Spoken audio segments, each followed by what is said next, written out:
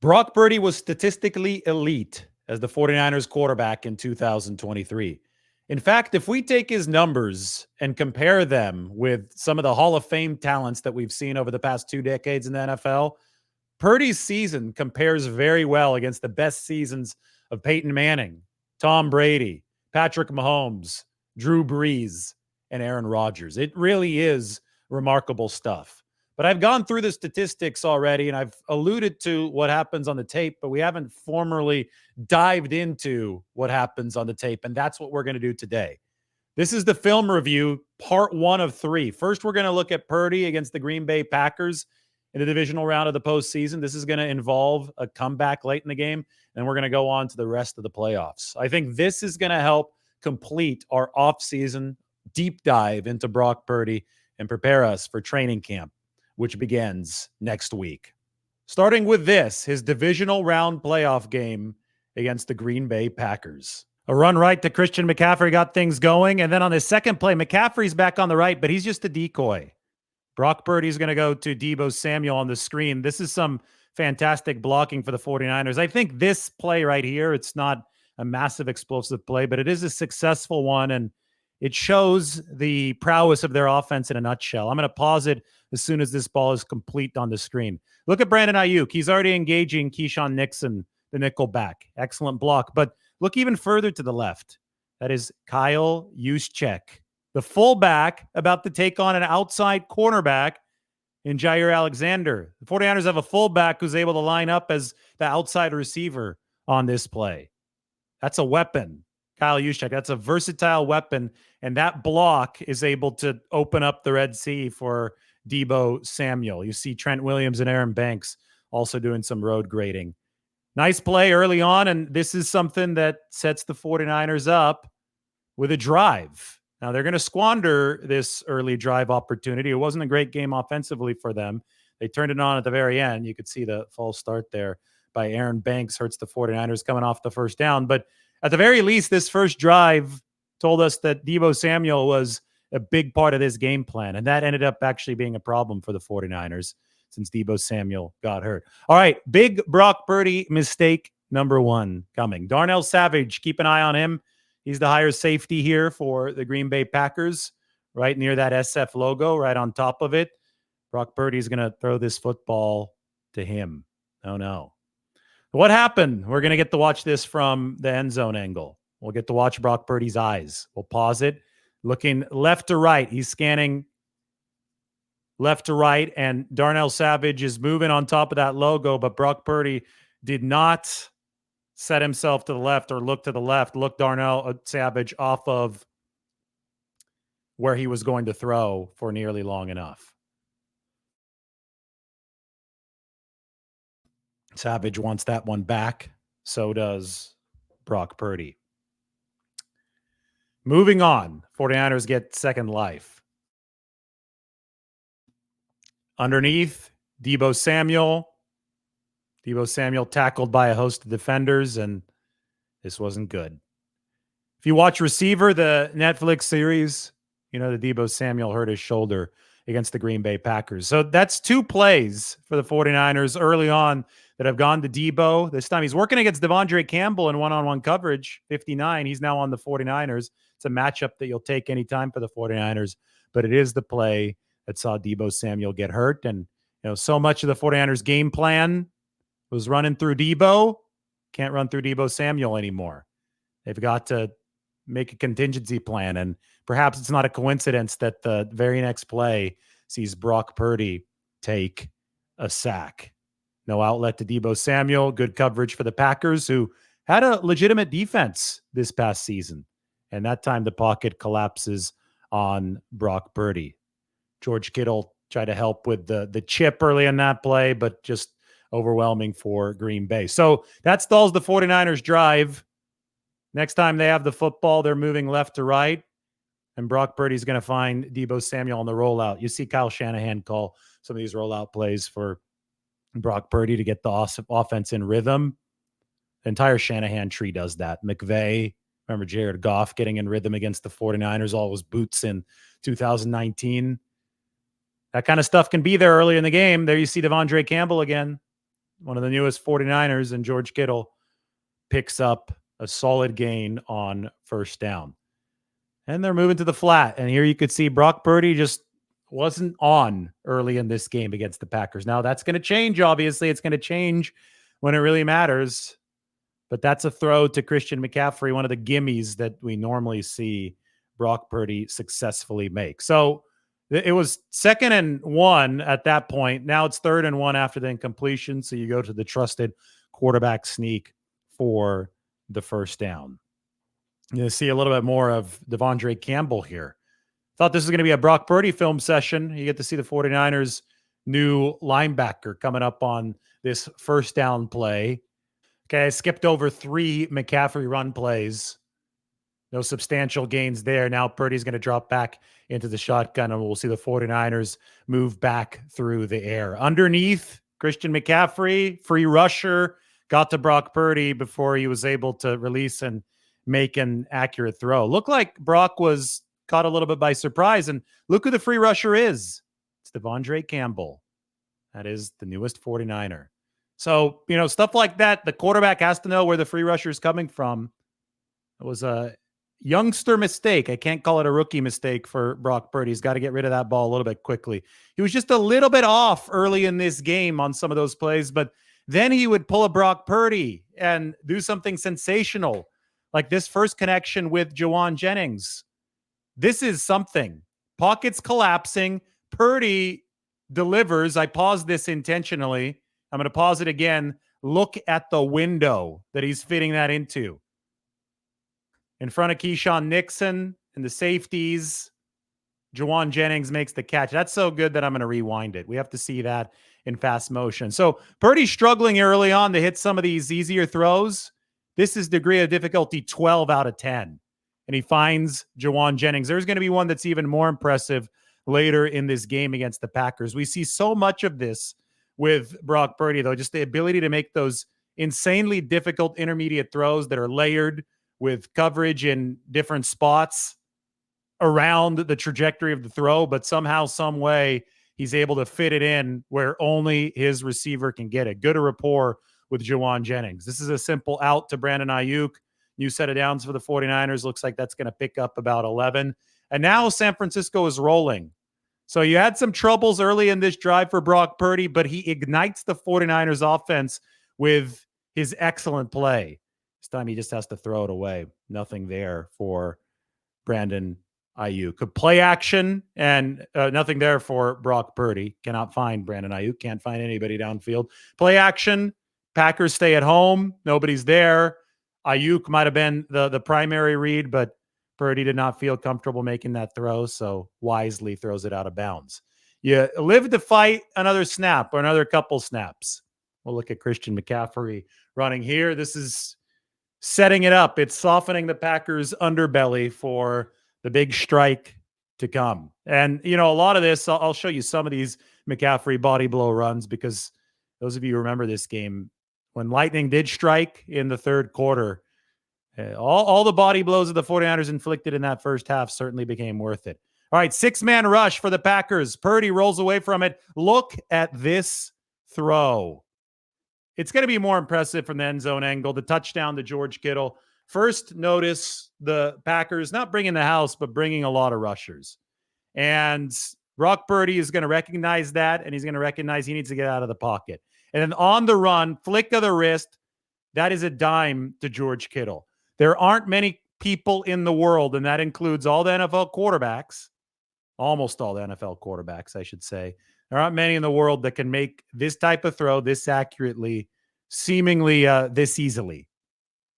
This is elite stuff from Brock Purdy. On a day where he doesn't have his A game. I mean, in retrospect, we can say that about this performance against the Packers. So that touchdown to Kittle, impressive as hell. Next 49ers drive, they start with a run to Christian McCaffrey. The Packers in this game, by the way, when we look at the 49ers passing strategy, I know that Kittle play was a heavy blitz play that Brock Purdy beat with a throw over the top. But in general, Green Bay was playing really disciplined defense, and they weren't giving up the stuff over the top. That Kittle play probably the one exception in this game against the Packers. So Purdy has to be disciplined, and he has to scan through his reads, and he has to take what the defense gives him, and that's what he does here to Juwan Jennings. You'll see Juwan right now on the end zone tape at the right side of the screen, and Brock Purdy has Juwan sit down in that zone, makes the right read. And Juwan Jennings, I mean, we talk about monsters after the catch. Everybody talks about Deebo Samuel.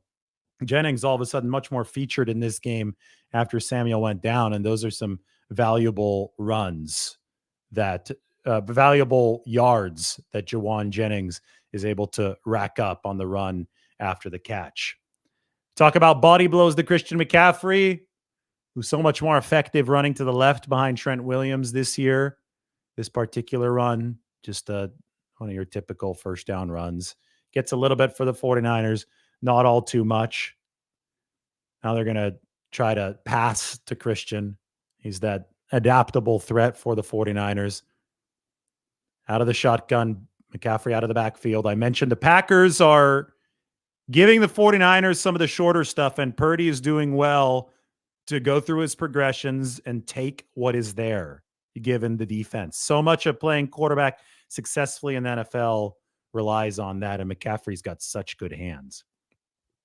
It's a first down all the same. It might not be flashy, but it's what you need to succeed, especially in these big playoff games where the defenses are going to be better. And when the defenses are better, well, you're not going to have those explosives available all the time. Yeah, this is the beauty of Christian McCaffrey.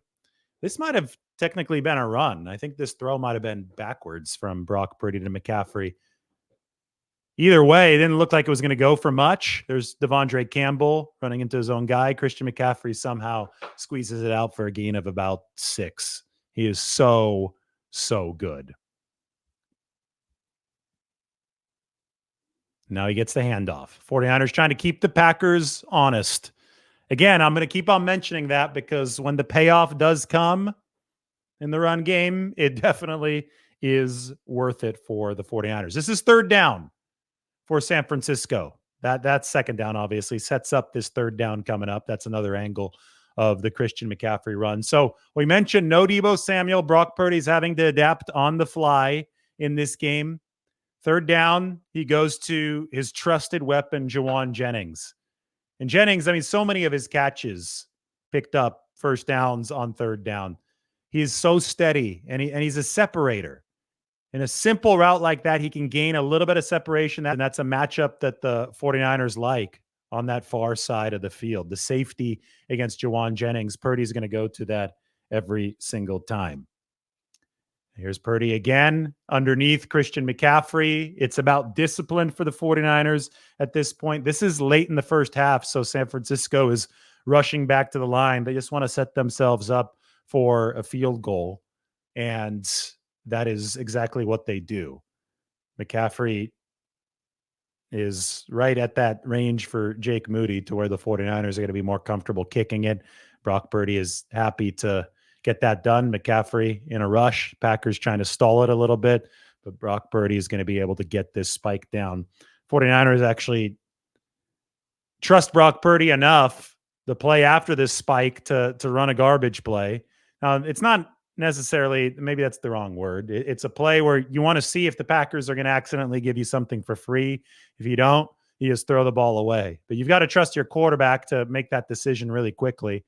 And Purdy sees there's nothing there, so he sails it out of bounds, and that sets up the Jake Moody field goal. So this is going to be the end of the half. As you can tell, it wasn't a great half for Brock Purdy, but there were some great plays in there, right? Everybody talks about how Brock Purdy struggled early in this game, maybe for the majority of the game against the Packers. Yeah, there was that interception, that what should be interception to Darnell Savage, but he also made the touchdown throw on the run, the deep throw to George Kittle. He also made that insane throw to Juwan Jennings. They got the 49ers going. I mean, the whole offense was a little discombobulated. This play right here, look who's in the backfield. I'm going to pause this. That's Kittle in motion, but look who's next to Brock Purdy. That's Juwan Jennings. So the 49ers have this adaptable offense where receivers can play running back and running backs can play receiver. And that's great when Deebo Samuel's in the game because he's a receiver that can play running back. And I mentioned that they had built this entire game plan centered on Deebo Samuel. Well, they had a miscommunication or maybe the correct communication, but they didn't adapt on the first play out of halftime, and they lined Juwan Jennings up at running back. Now, that'd make a lot of sense to give him the handoff if it were Deebo Samuel. He's essentially slotted into the Samuel role with Deebo hurt, but it doesn't really make sense to give Juwan Jennings the handoff. They even motion him. They hand it off to him. So, I mean, this was one of those plays that made everybody just say, what the hell's going on the sideline? Don't give Juwan Jennings any more handoffs. Now, you can give Juwan Jennings, a former QB in college. You can give him throws. We know that. You can throw the ball. I just don't know if you want to be running him like a running back. Anyway, 49ers back to work. Nice blitz pickup here. Watch this from Christian McCaffrey in the backfield. He's so good at everything. McCaffrey crosses over, picks up Keyshawn Nixon, the blitzing nickelback, and that allows the 49ers to make that completion. We've got to watch this one more time. Watch McCaffrey spot the blitzer.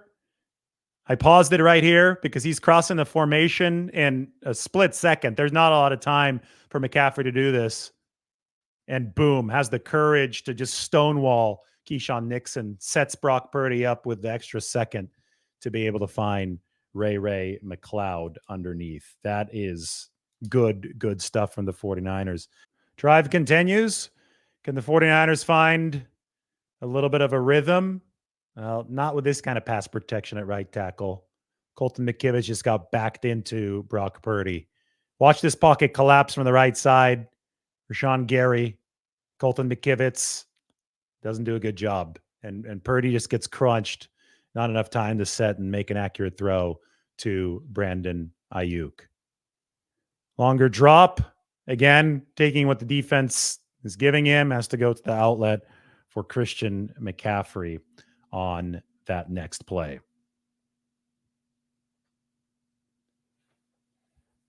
So much of these playoff games, they're these battles for attrition, and that's a hell of a release from Brock Purdy, by the way. Fading away from the blitz, looking back the other way. He's got to flick that ball against traffic. Not easy to get that football out cleanly out of a pocket that obviously wasn't clean at that point. We see way more of these than usual in this game, though, from Brock Purdy. Yeah, the short game, it was Jimmy Garoppolo's forte for the 49ers. Purdy is best with the intermediate game. We know that. He's been good with the deep game too. But he's generally been able to make some of the gimme throws. There, it just doesn't seem like he was on the same page with Christian McCaffrey. This, though, got the 49ers out of dodge. This was a big play in the second half. George Kittle in open space. He talked about this on the Netflix show. He said there's nothing better than running in green grass, and he creates a little bit of green grass there. Gets by Owens, and George Kittle, he's a menace after the catch. He gets the 49ers going in the second half. Hell of a play, and a good read from Brock Purdy to find Kittle, and it sets up the payoff. Without that Kittle play, you don't have this McCaffrey run. And this McCaffrey run electrified Levi Stadium. Remember, they're just chopping wood in that first half. Not much going for McCaffrey on the ground at all until, boom, Savage, arm tackle. Nobody's going to catch him. Quay Walker's going to chase Christian McCaffrey into the end zone. Absolutely awesome stuff for the 49ers run game. And all you have to do is hit on one of these. We're going to rewind to see it again. All you have to do is hit on one to completely change the game. And Christian McCaffrey, with that nice seal block from Jake Brendel, all he had to do was beat Darnell Savage to give the 49ers that one breakout run. McCaffrey against Savage in the hole. Who's going to win? McCaffrey with the cut. Beautiful. Look at Ayuk blocking his ass off. Brandon Ayuk he hustles. He's a team guy. There's a reason why the 49ers want to resolve this contract situation as quickly as possible. Next drive. Green Bay rebutted very quickly, so this game was a nail biter for the 49ers despite a couple of their offensive explosions. Next drive, it's back to more of the same. You're not going to expect big gashing holes against the good Green Bay defense, especially in a wet weather game. This game saw rain throughout the weekend, and then it started raining again for the famous final drive. So Green Bay played it as such. They really made the 49ers beat them by nickel and diming them in the pass game downfield, because they knew that with a wet football there could be some trouble, and there in fact was. We see a lot of these short throws of to Christian McCaffrey, because you remember with Deebo Samuel out, a lot of that part of the game plan has to be redirected elsewhere, and McCaffrey happens to be the chosen one here. High throw. Not good. Maybe the wet football here in the second half. I remember it started raining a little bit more. Maybe that is coming into play as a true factor. We'll see. He's going for Jawan Jennings. Yeah, it does look like that throw gets away from Brock Purdy. It's not an incorrect read. It's just an inaccurate throw. And one thing that Purdy did struggle with over the course of the 2023 season was a wet football, whether it be against Cleveland or this game against the Green Bay Packers. So that led to a punt for the 49ers. Next drive, see Purdy hang on to the ball to begin. I think this looked like a designed read option for the 49ers. I talked about this a few weeks ago. Purdy's lobbied for more of these, and you watch here, even if this play doesn't work per se as far as picking up a lot of yardage, put it in the defense's mind. Fake that handoff to McCaffrey. Oh, no, he kept it. Packers stayed at home. You got to give him credit, but that shows up on tape. That's going to be in the defense's mind. That can open stuff up a little bit later on. I would not be surprised to see one of those a game, or maybe one of those every couple of weeks for the 49ers, picked at opportune times, because that's something that could allow them to play some 11 on 10 football. Purdy has the mobility to be a threat. You just have to put that threat occasionally on tape. It's probably one that Purdy shouldn't throw. Not a big window there to Brandon Ayuk. You get your receiver lit up in a situation like that. As you can see, the short game just a tick off for the 49ers. But Purdy's able to make up for it in these third down situations. That's a big catch on the crosser from Brandon Ayuk. You see him lined up on the left side of your screen here from the end zone angle. Good recognition for Purdy. This is a zone. Pocket is starting to collapse on him, but if you're going to have Brandon Ayuk running in a zone right in front of 45's face, you got to get him the ball. And Purdy, after scanning the entire field of options, again, the option running underneath was the best one, and he made the play. I think that the wet football is becoming an issue. More and more, he's just misfiring here in the second half. But as we know, based on how this one finishes, and he got hit there too, that is pressure coming in. So that's probably a little bit less of the wet ball, a little bit more of pocket collapsing on him, trying to make something happen to the outlet man, McCaffrey. When we look at the pressure on a play like that, we know the 49ers didn't have great pass protection last year. We can kind of diagnose what went wrong here. And that's pressure up the middle. That's pressure from the defensive tackle. And interior pressure is going to be really, really hard to beat. That's where the 49ers were at their weakest on the offensive line last year, was right up the middle.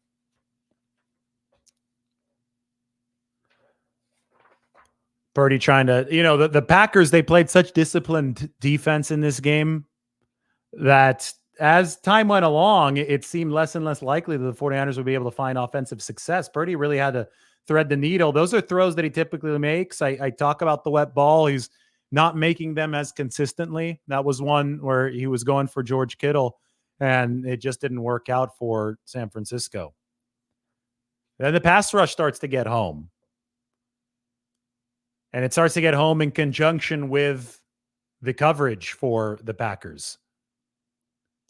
And there's really nowhere for Brock Purdy to throw this football. But this is a nice disciplined pass rush.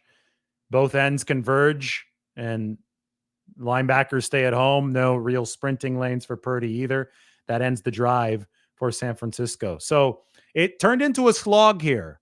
And the 49ers defense was leaking a bit of oil. I know how panicked 49ers fans were at this time of the game against the Packers. Wasn't good. They had to dig themselves out of a deficit, and they had to dig themselves out of some offensive struggles which you are watching right now.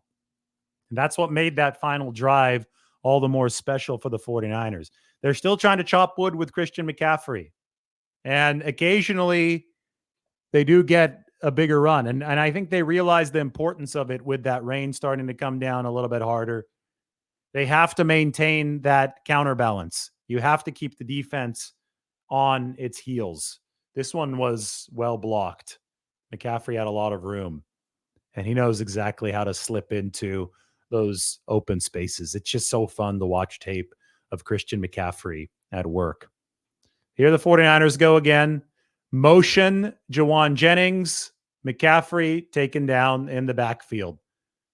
That's Jonathan Owens. He gambled on this one.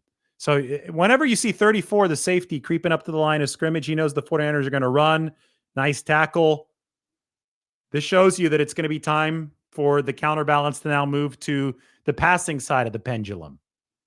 That's exactly what the 49ers do here. They go back to the air, and this is where we see the struggles that preceded that final drive for Brock Purdy. The short throws just aren't there for him. And Green Bay is playing top-down defense. They're converging on those throws. They know that that's the 49ers game plan. They know there's no Deebo Samuel to be the battering ram for San Francisco on some of those shorter throws. So it's becoming problematic. But every single time that Brock Purdy has run into trouble in this game, he has eventually responded with a spectacular play. This is third down. This is Jawan Jennings. This is Brock Purdy in a collapsing pocket over Keyshawn Nixon to Jawan Jennings, one of the plays of the year. My goodness. We got to watch this one again. This is the all 22 angle. I like the end zone angle of this play better. This was phenomenal. Brock Purdy, by the way, threw for the highest yards per attempt in documented NFL history on intermediate throws of 10 to 20 yards. I pause it right here. This is elite. Keyshawn Nixon, nickelback. He's got the underneath coverage. Jawan Jennings doesn't look open. Purdy throws him open with a perfect throw right over the leaping, outstretched arm of Keyshawn Nixon. Jennings skies up to get it. That is clutch on third down. The reason that Purdy has the highest efficiency on record on those intermediate throws, 10 to 20 yards, is because he's able to throw guys open like that. Insanely difficult throws that he was able to make on a regular basis over the course of the 2023 season. Underneath the McCaffrey, I believe the 49ers actually did not score on this drive. It might have been a missed Jake Moody field goal for San Francisco on this drive. But that throw to Jennings, probably important in the larger picture of things when the 49ers got the ball back on the winning drive. Probably a confidence builder for Brock Purdy that he needed, given the fact that it just didn't seem that the 49ers offense was clicking the way that they usually do. There were miscommunications galore in this game. Obviously, inaccuracies as well. It's a deep out throw to George Kittle that just wasn't on the mark from Brock Purdy. There was one to Ray McLeod where Purdy was upset, and then it's going to be coming right here on third down. He thought that McLeod should have broken in. Instead, McLeod initially broke out. We saw Purdy frustrated during the game with Ray McLeod over this one. So the drive ended up stalling. So you can see Purdy was expecting McLeod to be right where that football is. But McLeod, when you saw it on the all 22 copy a few seconds ago, had broken out first. So then when he breaks in, he can't recover in time, and that leads to the end of the drive. However, the 49ers have another chance. They have to get this one done. They start with Jawan Jennings. San Francisco is trailing here against the Packers, but a touchdown can put them ahead. Kyle Shanahan, we saw this earlier in the game tape. He likes to run these play-action bootlegs to get his guy in rhythm. He saw an opportunity to run one there to Jawan Jennings and get the drive started. We talk about Joe Montana struggling through the game against the Cowboys, January 1982. The catch, struggling through 3+ quarters, throwing those 3 interceptions, but then turning it on to deliver a masterful drive when the 49ers needed it most. Well, same thing here in the playoffs. Brock Purdy is able to turn it on with a wildly crisp drive, given the wet weather, given his preceding struggles, given his preceding inconsistencies. We get to see Brock Purdy deliver on this drive for the 49ers now. It is highly impressive stuff. Quarterback sneak to move the chains. 49ers obviously are working the clock now at this point. They want to bleed off the final 6 minutes of this game. That adds another degree of difficulty to the drive, degree of impressiveness. Nothing is coming easily for the 49ers, that's for sure.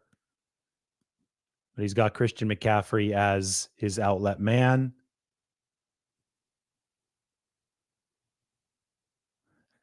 The drop for George Kittle in this drive.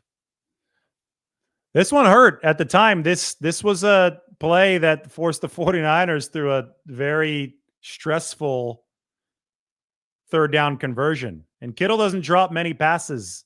Dropped that one. Looked like he was trying to run before he had secured it. So how do the 49ers respond on a huge third down? Well, Brock Purdy throws to Brandon Ayuk. And this is threading the needle. Look at that. That is something else. Keyshawn Nixon, that was tight coverage. Somehow, some way, Brandon Ayuk came up with that football. But part of the equation there was an extremely accurate throw from Brock Purdy. And now he's totally found his rhythm. Even despite the George Kittle drop, Brock Purdy is in rhythm. This is a beautiful deep out throw to Chris Conley. Throws it before Conley comes out of his break. You can't cover that. That is elite football on both ends. And you could see that the 49ers, they're using strength in numbers to overcome the loss of Deebo Samuel. They're going to all their guys. Now it's George Kittle underneath, makes up for the drop with the catch and the run after the catch. Well done for Kittle here. And the 49ers are working the clock at this point too. I know Conley went out of bounds, but now their plays are geared toward the middle of the field. So they set themselves up for not leaving the Packers with a lot of time if they can score this touchdown. Run to McCaffrey, gets the 49ers into the red zone. They love running to that trusted left side in the biggest moments. And notice that Trent Williams is out there. Jawan Jennings is blocking too. You could send Kyle Juszczyk that way. It's a nice blocking apparatus for the San Francisco 49ers. We're going to get to see Purdy run here shortly. First, though, he's going to go McCaffrey to the flat. Stops the clock with a run out of bounds. Obviously not ideal for the 49ers, but don't worry. Purdy's going to get this clock rolling a little bit with one of his first big runs of the playoffs. We'd see so many of them the following week against the Detroit Lions, but one of the first big ones is coming up right here. Again, the Packers playing disciplined defense, disciplined rush. Purdy escapes the pocket, and he sees that even though the Packers might have the perfect defense called against that pass play, they don't have the perfect defense called against an escape to the left. And this is where Purdy's mobility, he's an elite mover, right? Look at this movement. Gets out of there, and now the Packers are like, oh, God. They have everything covered. Purdy's not going to force that ball into Brandon Ayuk. Can't set up and throw that. That could be an interception, but they don't have the run covered. And Brock Purdy delivers close to a first down for the 49ers. Sets up an and short situation. I think we all know what happens next. Levi's would roar because Christian McCaffrey would take it in to give the 49ers the lead. So Purdy struggling all game, inconsistent all game. Yes, he had some big plays, but there were inconsistencies. He's consistent as hell when it matters in the playoffs. This is the type of stuff that an elite quarterback does. Shout out to my friend Jamie, his wife Jen. They were in those seats at the back. We can rewind. We can take a look at them from the end zone angle. They've got those big recliner seats. And I'm sure this was a special moment for them. Christian McCaffrey crossing the goal line. I'm going to pause it. I think that's Jamie in the red poncho upper right. I think that's Jen. You could tell it's raining. She's even further to the right. They're going crazy. They're happy. And then there's a guy with his Deebo Samuel jersey that seemed even happier back there. For good measure, Mike cut this play into here. This is Jordan Love in the same situation as Brock Purdy. He's got plenty of time and he needs to give his team a chance to win the game, but Jordan Love just short-circuited instead. This is why Brock Purdy, at least at this point, is a better quarterback than Jordan Love in a nutshell. Purdy was calm and composed when it mattered most. He took what the defense gave him. He understood what he had to do. And then Jordan Love just decided to pull a Brett Favre. I mean, what the hell is this? That is absolutely brutal. But the 49ers celebrate. And that is our Brock Purdy film review. Get down, Dre Greenlaw. Get down. Is he going to get down? Yes, finally, he gets down.